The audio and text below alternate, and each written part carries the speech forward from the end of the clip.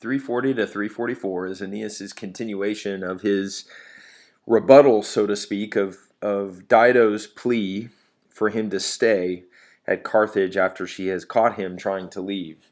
Aeneas has already started to lay out his case and do so very logically, but this, of course, is the problem. He's laying out his case like a lawyer in a courtroom, and I can just imagine Dido getting angrier and angrier as she's listening to him treat this like a legal dispute. And he doesn't help himself here by saying, if the fates would allow me, me pateretur,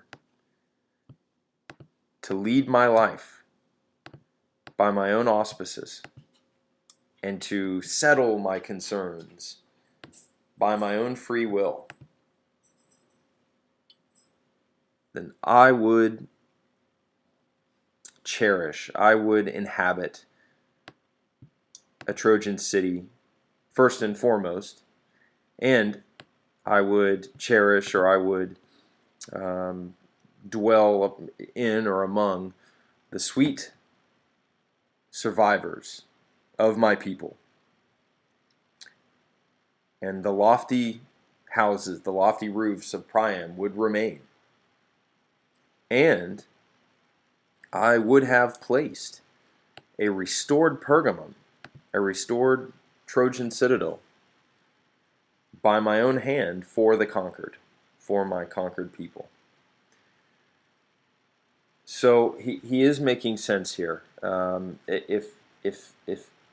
If he didn't follow a determined fate, a determined path, and if he had things his way, well, he never would have left Troy. I don't think that's what he's saying here. I think what he's saying is that he liked being at Carthage, and he would have turned Carthage into a Trojan city. And I think this is a small but and definitely overlooked point, is that when he gets there, Dido openly welcomes him, and her language is very much, we will exist 50-50. We will exist as one people.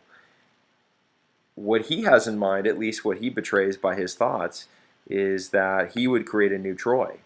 That's got to make Dido wonder here as she's listening to this. Maybe that's an anachronistic thought, given that the classical world was such a patriarchal society, but the feminist viewpoint is so prominent in this book that you do have to wonder how she would have felt upon hearing that, and definitely it would not, I don't think, have given her any solace. But nonetheless, let's go unpack this grammar here. So we have the fates, if the fates, and we have a present contrary to fact condition. So we have the fates paterentur. This is the verb patior, pati, passus, to endure. Doesn't look like it, because we have the imperfect subjunctive here.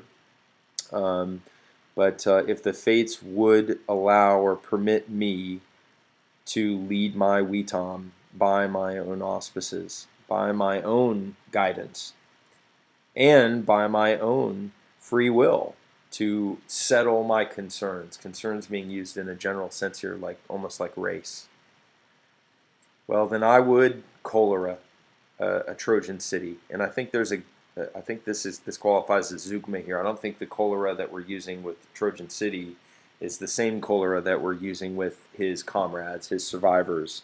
And incidentally, I think reliquias does call to mind the reliquias danaum that we see, I think, in Book 1 here. But nonetheless, he also uses meorum, so he doesn't just say like dulces meos reliquias. He says meorum, the genitive plural, the masculine, the survivors of my people. And then we have the continuation of the present contrary to fact, and they would remain, right? The alta tecta, the tecta alta, the lofty roofs, citadel, or the houses of Priam would remain. And then he shifts into the past, possuisem, and I would have already placed by my own hand, manu, the recidiva Pergama, the restored Pergamum, and then the dative here, for, maybe dative of purpose, dative, restored or placed restored Pergamum for my conquered people.